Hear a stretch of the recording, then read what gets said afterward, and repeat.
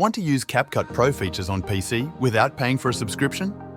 In this video, I'll show you a simple method to unlock high-quality effects and export options without needing the paid version.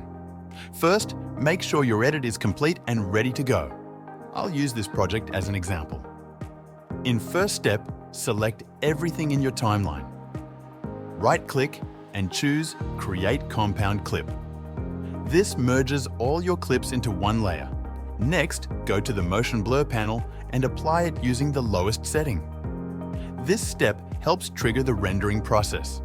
Depending on how long your edit is, it may take a little time to process. That's completely normal. Just let it finish. Once the render is complete, press Windows plus R on your keyboard.